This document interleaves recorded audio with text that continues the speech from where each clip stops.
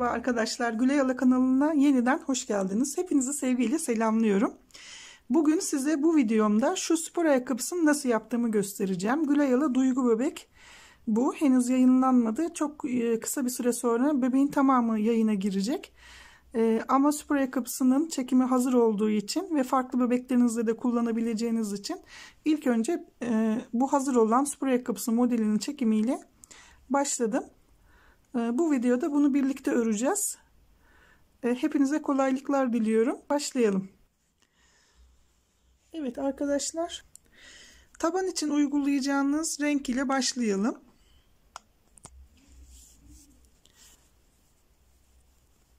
Arkadaşlar 11 tane zincir çekiyorum. 1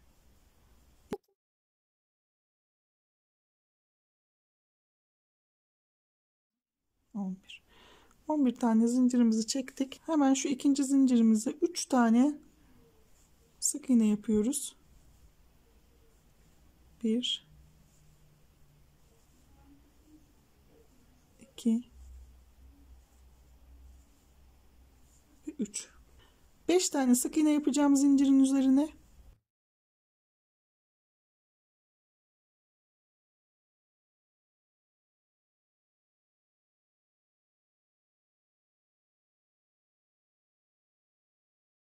Sık iğne yaptım. Tığımın başını doluyorum. 2 tane ikili trabzan yapıyorum.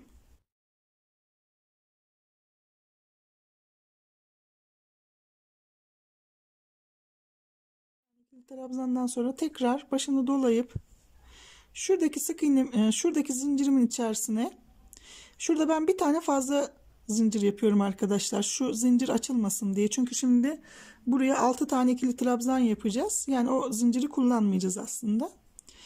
Şimdi bu zincirimizin içerisine 6 tane ikili trabzan yapalım.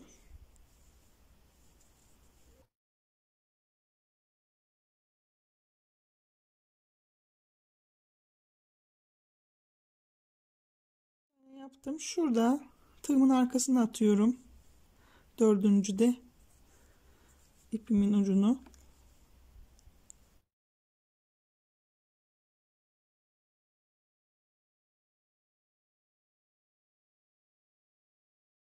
Altı tane ikili trabzanımızı yaptık. 2 tane ikili trabzan.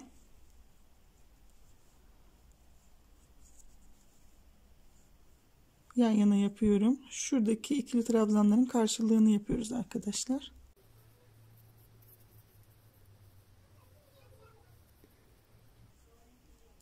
Şuradaki bakın ikili trabzanların karşılığı. 6 tane aynı yere yaptık. Ondan sonra 2 tane yan yana yaptık. Şimdi 5 tane sık iğnemizi yapacağız.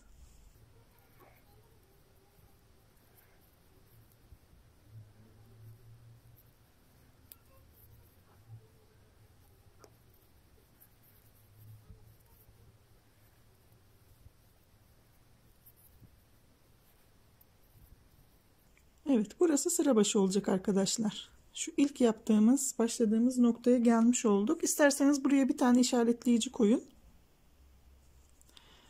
Burada 3 tane aynı zincirin içerisine sık iğne yapmıştık hatırlarsanız. Bu 3 tane sık iğnenin içerisine çifter sık iğne yapacağız. Her birinin içerisine çift giriyoruz. Ve artıracağız.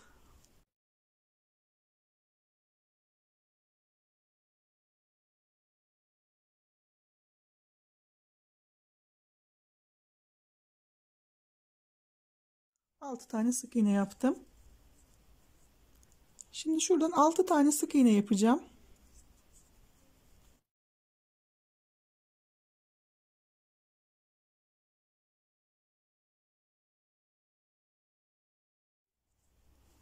Beş ve 6. 6 tane tek sık iğnemi yaptım.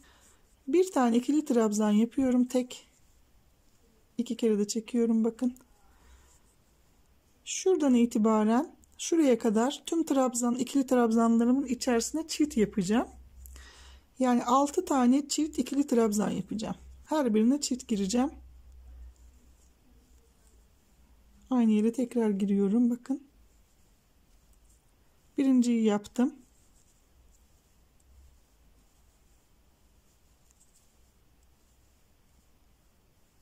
İkinciyi yaptım.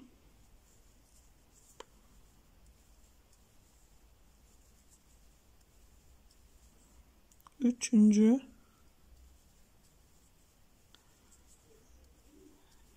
dört,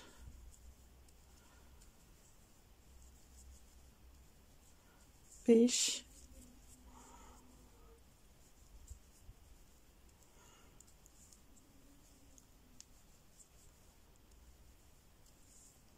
ve 6. 6 tane, şuradaki 6 tane ikili trabzanımın içerisine çifter tane girdim. 12 tane oldu. Şimdi bir tane ikili trabzanımı yapacağım. Şuradaki. Şurada sıra sonuna kadar da 6 tane sık iğne yapacağım. 1,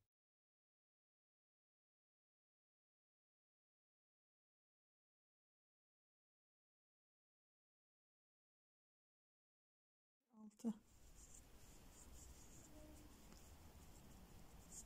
Şu şekilde bakın.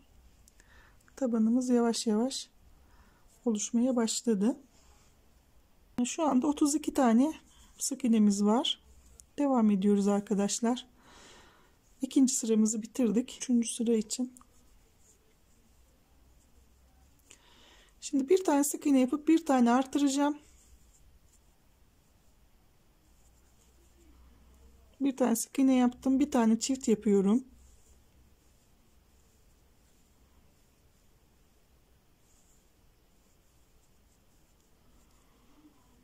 İki tane sık iğne yapıp bir tane daha artıracağım. 1, 2. 2 tane sık iğne tek yaptım. Buraya çift batıyorum. Şurada ve şurada artırmış olduk. 12 tane sık iğne öreceğim arkadaşlar. Tek. 1, 2,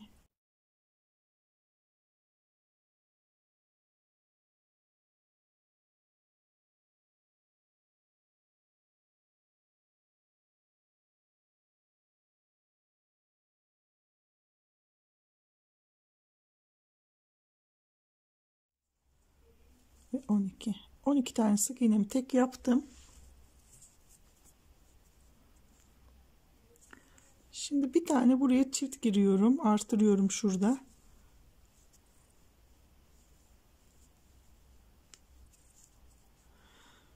Bir tane tek yapıp bir tane daha çift yapıyorum.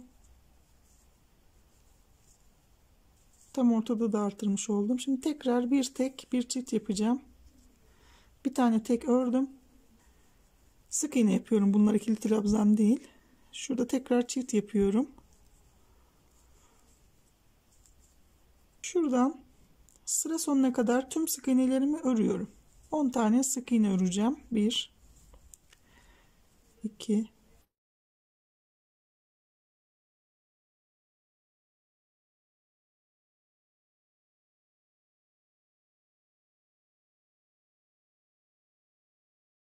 9 ve 10. 37 tane sık iğnem var arkadaşlar. Devam ediyorum.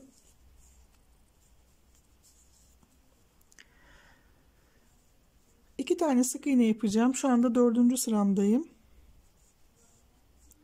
1, 2, 3, 4. sıramı yapıyorum. 2 sık iğne yapıp bir tane artıracağım. 1, 2. 2 tane tek yaptım. Bir tane çift.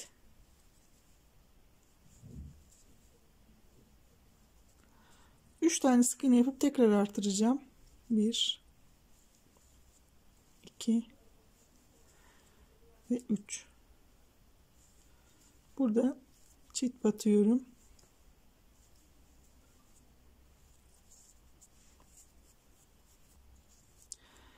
On iki tane sık iğne yapacağım arkadaşlar. Tek. 1, 2, 3,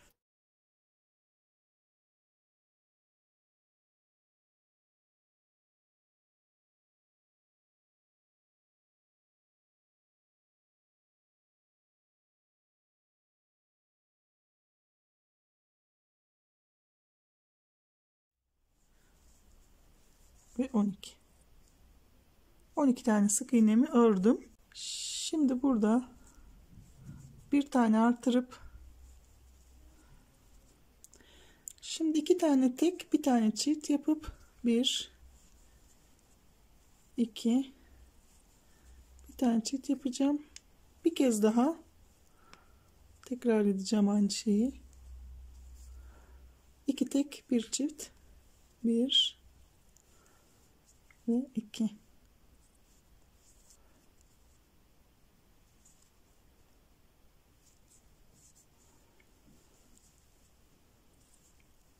Tekrar çift yapıyorum. 2 kez 2 tek bir çift yapmış oldum. Şuradan 11 tane sık iğnem var sıra başına kadar. Onları da tek olarak örüyorum.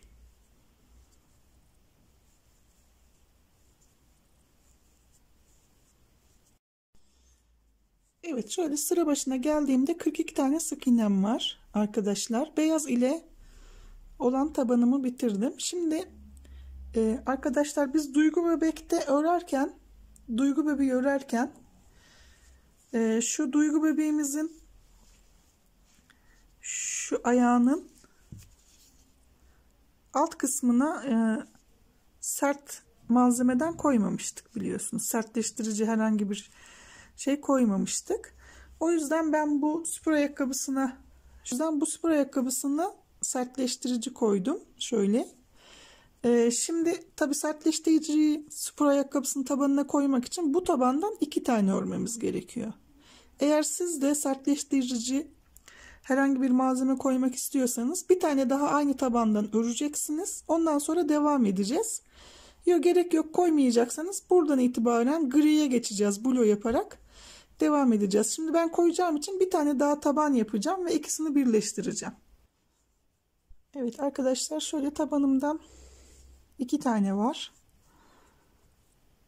Şöyle içine çünkü aparat koyacağım sertleşmesi için.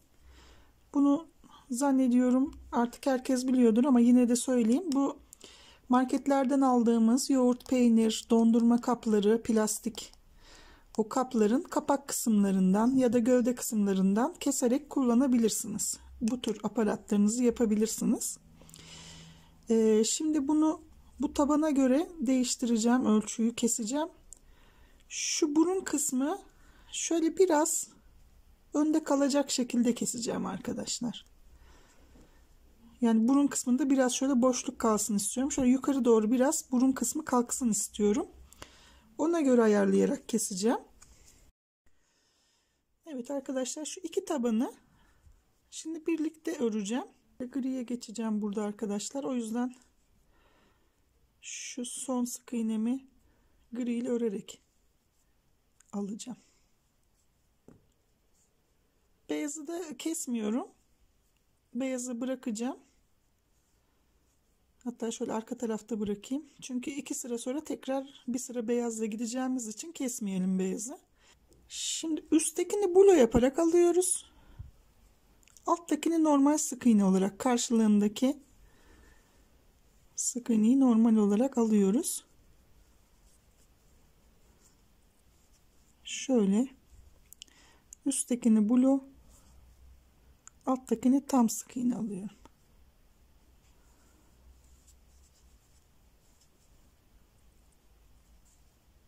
Bunu bot yapımında anlatmıştım size. O sarı bot bakan arkadaşlar olduysa o videomuza. İçtekini de blo yaparak aldığınızda çok potluk yapıyor, yukarı doğru kalkıyor. Bundan dolayı onu gerilsin diye bütün olarak alıyoruz. Bunun ortasına da o aparatı koyacağız. Ve ayakkabının tabanı sert olmuş olacak. Bir ilk ördüğünüzde koyarsanız zaten gerek yok ayakkabılara koymanıza.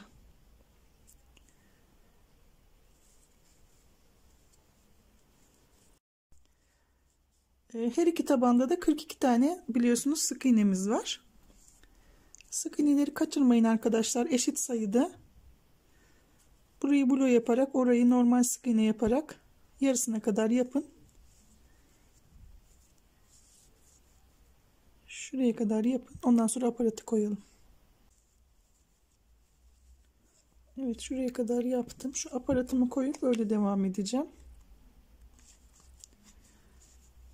arkadaşlar yerleştirip şöyle dibe doğru, biraz küçük yaptık ya burun kısmını, o yüzden şöyle dibe doğru itin. Şimdi artık tekrar sıra sonuna kadar şu birleştirmemizi yapalım.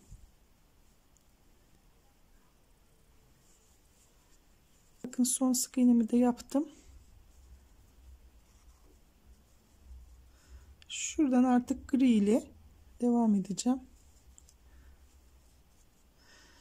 Evet, şu anda 42 tane sık iğnemiz var arkadaşlar. Bu 42 sık iğnemizi bir sıra örelim. Gri ile, ondan sonra sıra başına gelelim.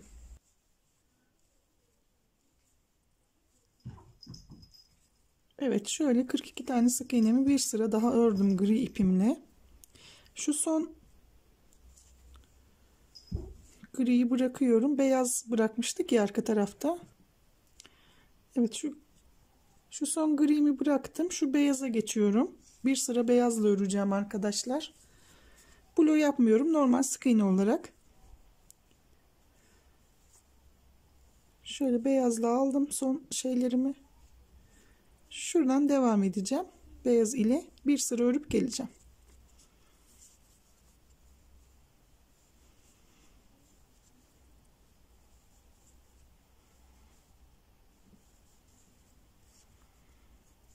Şöyle bir sıra örüp sıra başına gelelim. Arkadaşlar beyazla ördüğüm sıramı da tamamladım. Şimdi gri ipime geçeceğim.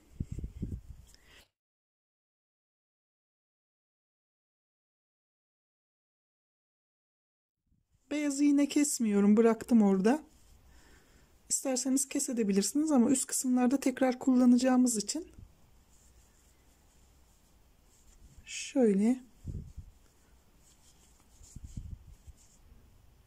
3 sıra gri ile örelim ve sıra başına gelelim.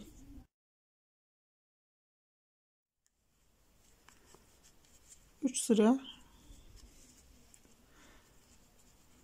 şöyle bakın. Beyazdan sonra 3 sıra gitmiş oldum. Şu burun kısmı bakın şöyle üste doğru hafif yuvarlansın diye içindeki aparatı küçük bıraktım. Öyle çok hoş duruyor çünkü. Şimdi burun kısmından kesintimizi yapacağız. 20 tane sık iğne örelim. 1 2 3 17 18 19 ve 20 tane ördüm arkadaşlar. Şuraya geldim, bakın kesinti yapacağım şuradan itibaren. Şöyle bakın 1 ve 2 tane sık iğneyi birlikte örerek şöyle örerek aldım. Tekrar 1 2 tekrar örerek alıyorum. Aynı şekilde buradan 6 tane sık iğne öreceğim.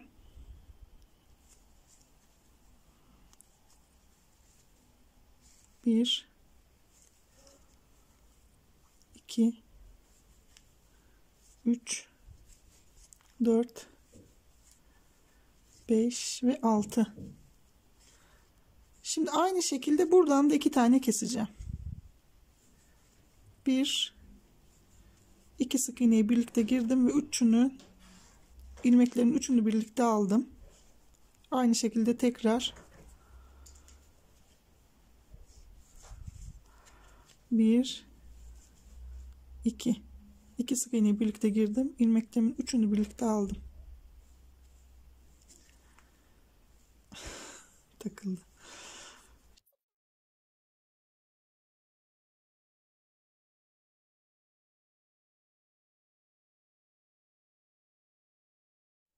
Şurada kesmiş oldum. Şimdi devam ediyorum. 18 tane sık iğne yapacağım. 1 2 3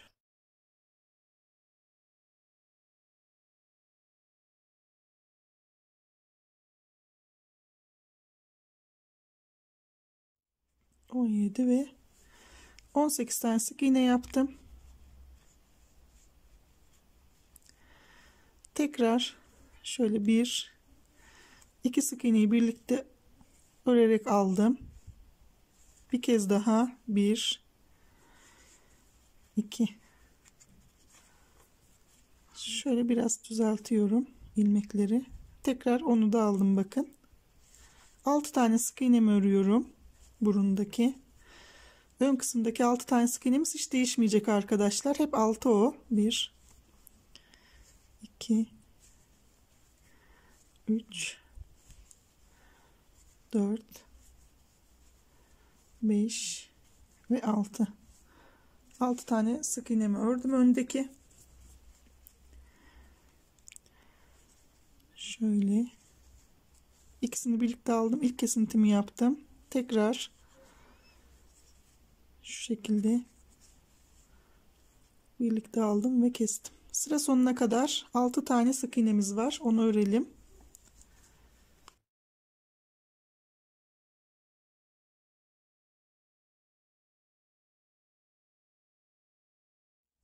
Ve 6. İkinci kez kestik.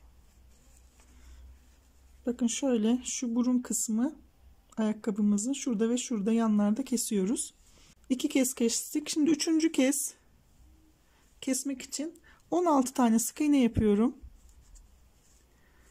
1 2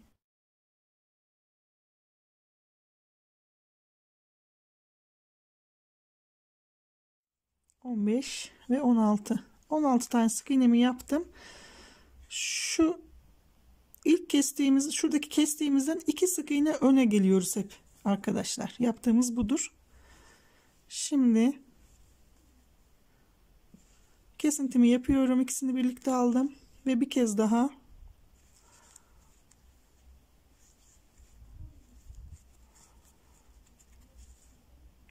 şöyle birlikte alarak kestim. 6 tane sık iğnemi öndeki örüyorum. Şu öne doğru geçerken şöyle bir çektirin de sık iğneler düzelsin arkadaşlar, ilmeklerin başı düzelsin.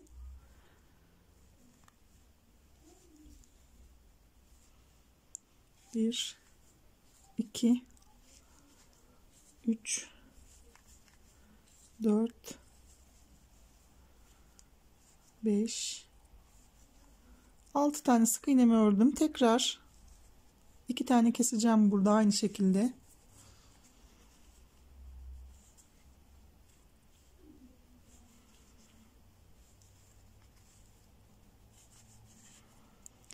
Ve şurada 1 2 3 4 tane sık iğnem var. Onları da örüyorum. Sayı söylemiyorum artık çünkü çok önemli değil. Bir eksik bir fazla ama sanırım eşit gidiyorsunuzdur. Evet, şöyle arkadaşlar bakın. Tekrar kesmeyeceğim artık. Bu kadar yeterli. Duygu bebeğin ayağına göre yaptığım için ölçerek yapıyorum. Şimdi burada beyaza geçeceğim. 2 sıra beyazla öreceğiz. Şöyle ilmeklerimi beyazın yardımıyla aldım.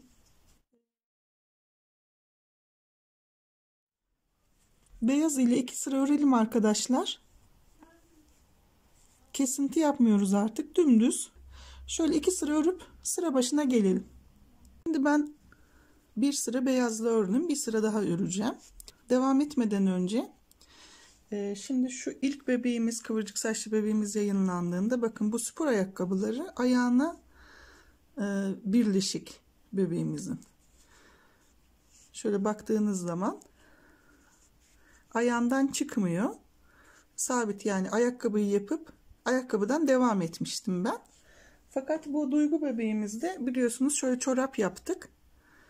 Çorabın üzerine giydirme yapacağız ayakkabımızı.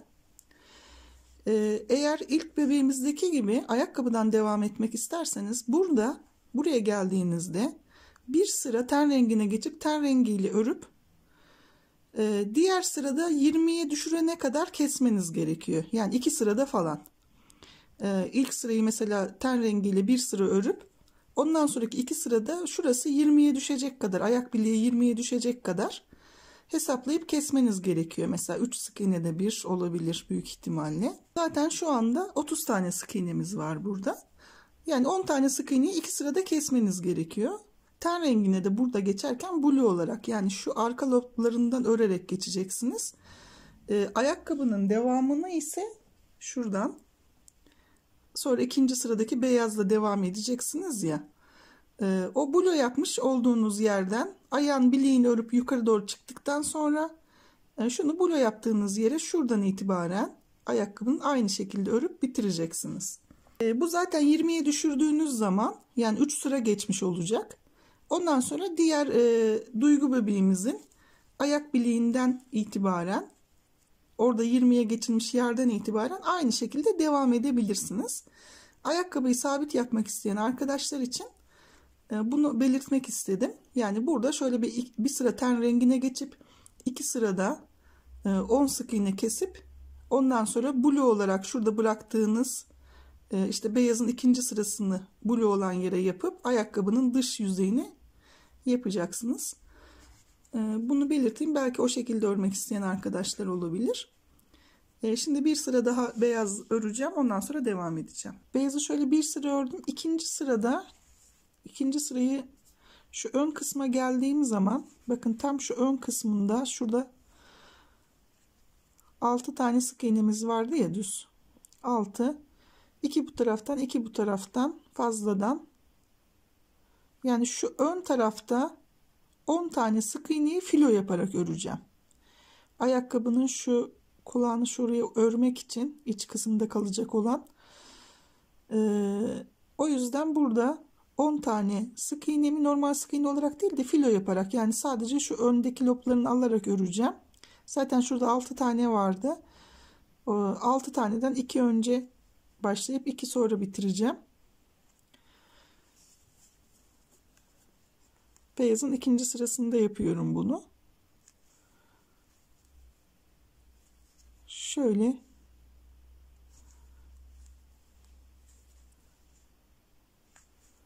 önden alıyorum, filo yapıyorum arkadaşlar. Şu şekilde.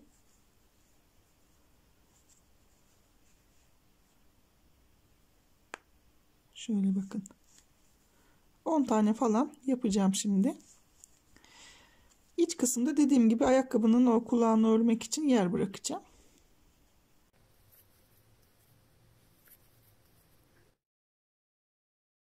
Şöyle 10'uncuyu da yaptım. Bundan sonra düz öreceğim artık.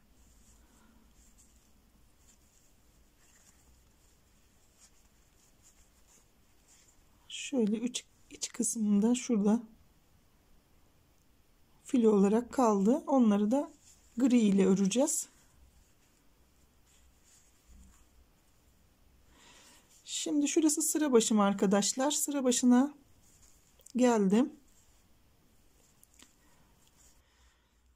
Şimdi şurası sıra başını bir tane geçip burada şöyle kaydıracağım arkadaşlar. Beyazı burada keseceğim. Çünkü ön tarafa doğru birkaç sık iğne önden şuradan takacağım şimdi.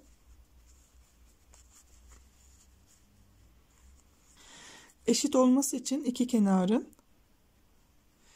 şu sıra başımızdan 1, 2, 3 tane sık iğne öne geliyorum. Sıra başımızdan 1, 2, 3 tane sık iğne öne geliyorum. Şu kesim yaptığımız yerden bir sık iğne önce yani. Beyaz ipimi buraya takacağım. Bu 3 tane fark ediyor arkadaşlar. Orada bir eğiklik oluyor. O yüzden buradan yeniden sıra başı yapıyoruz. Tekrar aynı yere bir kez daha giriyorum bakın. Başlayabilmek için. Şöyle tüm sık iğnelerimi şöyle 20 tane falan öreceğim.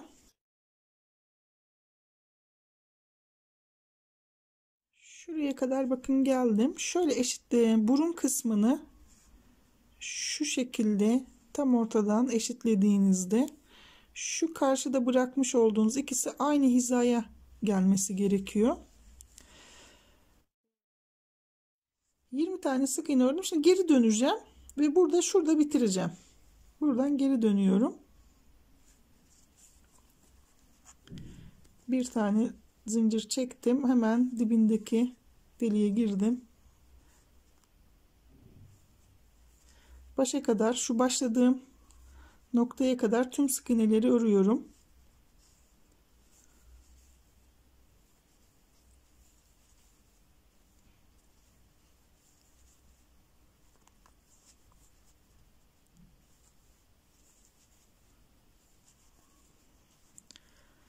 Şuraya kadar tüm sık iğnelerimi öreceğim.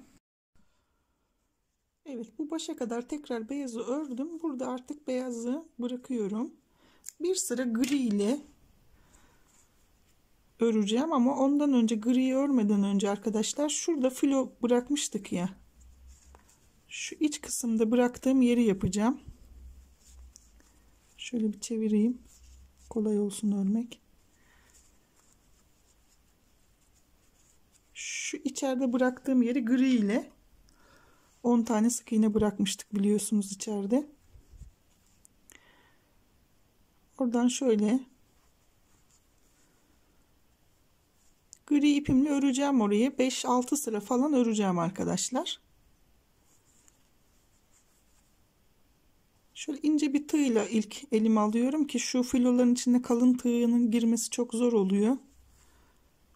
O yüzden ince tığım hep yanımda.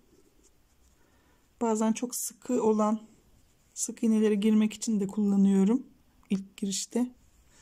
Aklınızda olsun, sizin de böyle bir ince tığınız yanınızda hep olsun.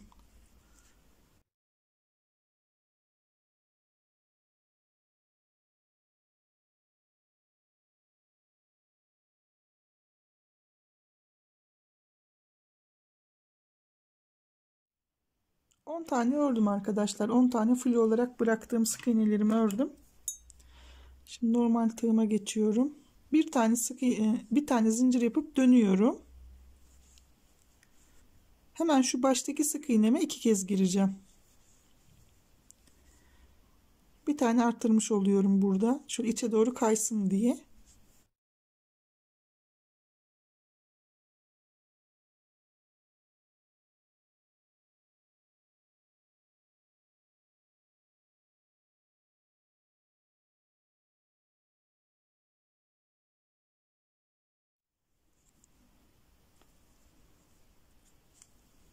Bir tane zincirimi çektim, tekrar döndüm.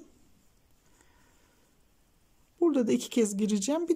Bir daha artırmayacağım arkadaşlar. Şimdi artık sık iğnelerimi git gel.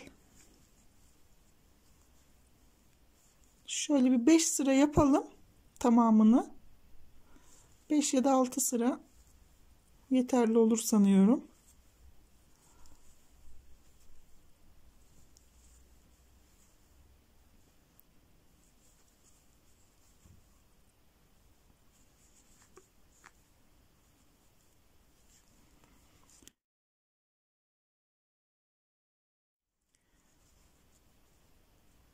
Şu anda 3 sıra ördük arkadaşlar.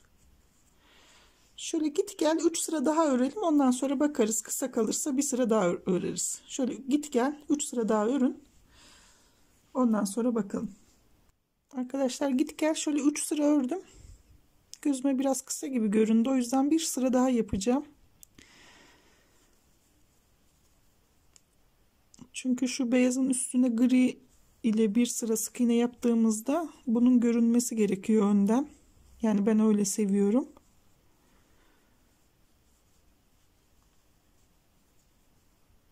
O yüzden bir sıra fazla yapacağım, uzatacağım.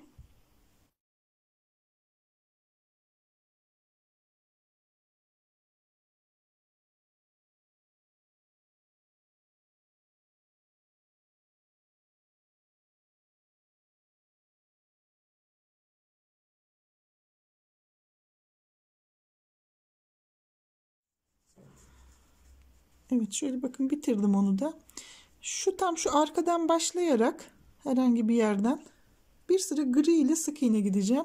Şu beyazın etrafına. Ön tarafı da yapacağım. Şöyle dolanıp geleceğim arkadaşlar.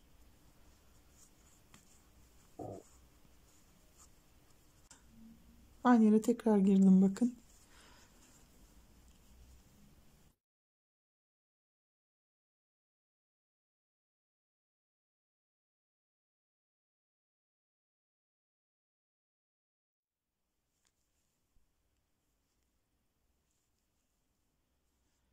Arkadaşlar şuraya geldiğimizde şöyle devam edeceğimiz için 2 kez girelim, germesin. Şöyle 2 tane sık iğne yaptım. Şurada bir tane ortaya girdim. Şuradaki bakın sık iğnenin dibine de giriyorum ve dönüyorum o tarafa doğru.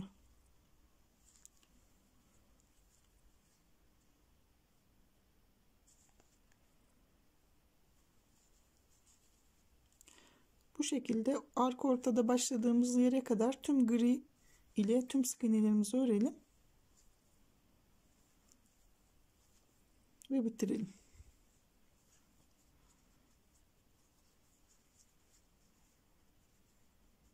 Şöyle bakın. Başladığımız noktaya kadar örelim arkadaşlar gri ile. Evet, griyi şurada dolandım geldim arkadaşlar. Bir sıra en üstte. Burada bırakacağız.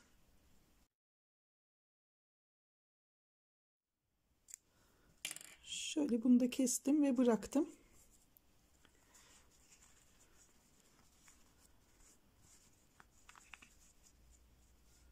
Şöyle.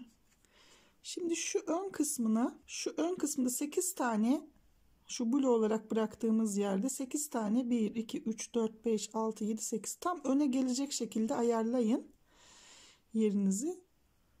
Buraya 8 tane sık iğne yapacağız. Şuradan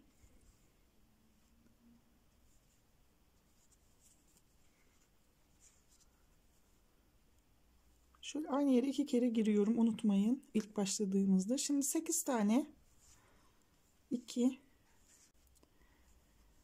3 4 5 6 7 ve 8 tane sık iğnemi yaptım. Bir tane zincir çekip geri dönüyorum.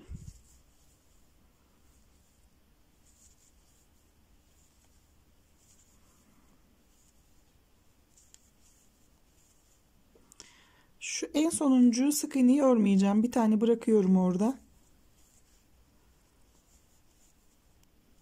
Şurada bir tane bırakıyorum sonuncuyu. Tekrar zincirimi çekip geri döndüm.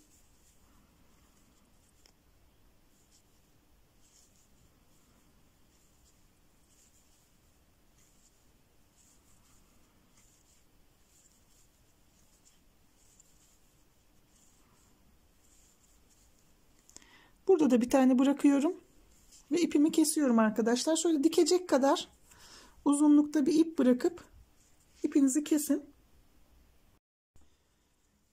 Şimdi bunu şu ön tarafa düzeltip düzgünce şu bakın şuradaki beyaz var ya arkadaşlar.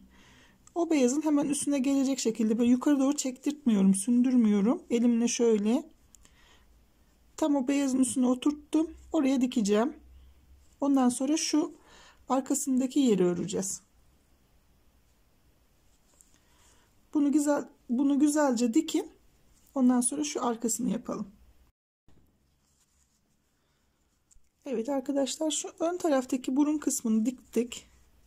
Diktikten sonra şu arka kısımdaki tam şöyle arkaya gelecek şekilde 1 2 3 4 5 6 tane şurada blue bırakmış olduğumuz yerlere de sık iğne yapacağız. Tam arka kısma gelecek şekilde.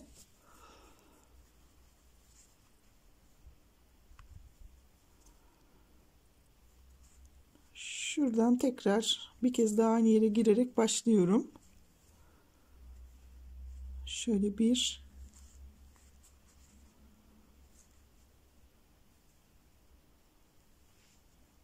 2 3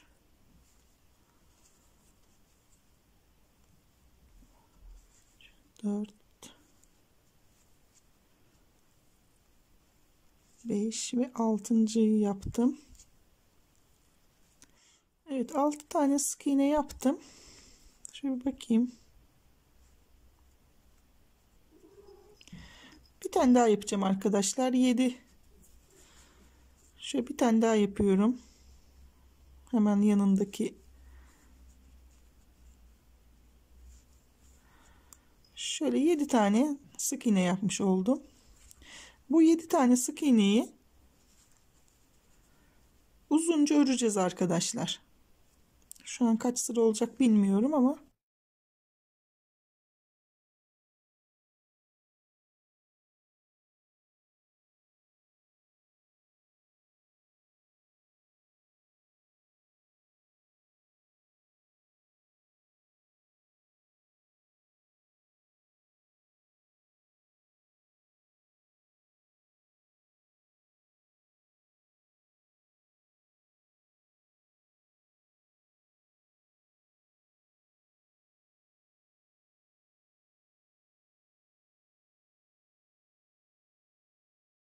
herhangi bir azaltma yapmadan düz bir şekilde şu yukarıya gelecek kadar öreceğiz ve hatta içeriye gireceğiz.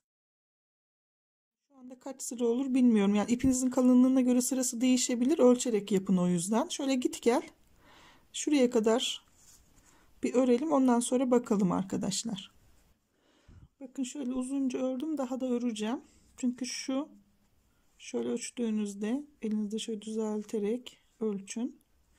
Şuradan içeri gireceğiz arkadaşlar. O yüzden şöyle fazladan aşağı yukarı 4-5 sıra daha örmek gerekiyor. Yani şu beyazın, içteki beyazın en azından altına inene kadar örelim. Şöyle ölçün. Ölçerek yapın. Şu ana kadar 2, 4, 6, 8, 10, 12, 14 sıra oldu. Daha da öreceğim. Şurada bırakacağım artık arkadaşlar. Şöyle dikecek kadar uzunlukta, bunu buraya dikecek kadar uzunlukta ipinizi bırakın. Şöyle bakın 2, 4, 6, 8, 10, 12, 14, 16, 18 sıra falan oldu. Şöyle elimle güzelce düzeltip şunu şöyle içeriye doğru katlayacağız. Şu bakın şu beyaza kadar yaptım. Daha fazla yapmaya gerek yok.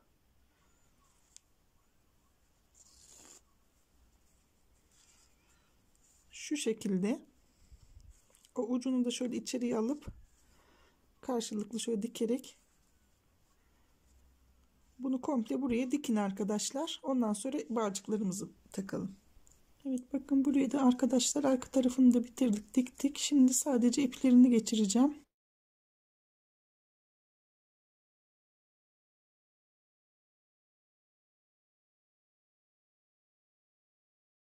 Şuranın hemen ortasından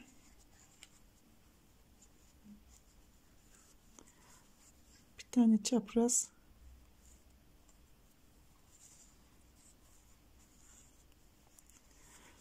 bir de şu en üstten, şu gri'nin en üstteki gri'nin olduğu yerden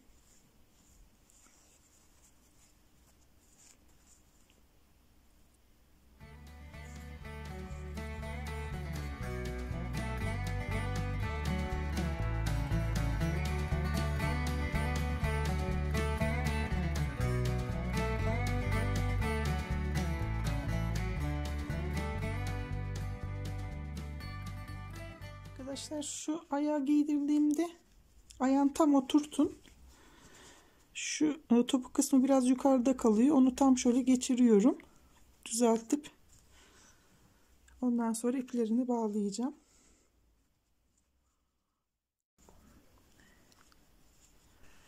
Evet arkadaşlar, spor ayakkabımızı birlikte ördük. Duygu bebeğimin spor ayakkabısı. Kızımın ayağına giydirdim. Çok güzel oldu. Çok teşekkür ederim benimle birlikte ördüğünüz için. Arkadaşlar Duygu bebeğimi de bu hafta içerisinde inşallah en kısa sürede çekimi bitti. Editlemesini yapıyorum.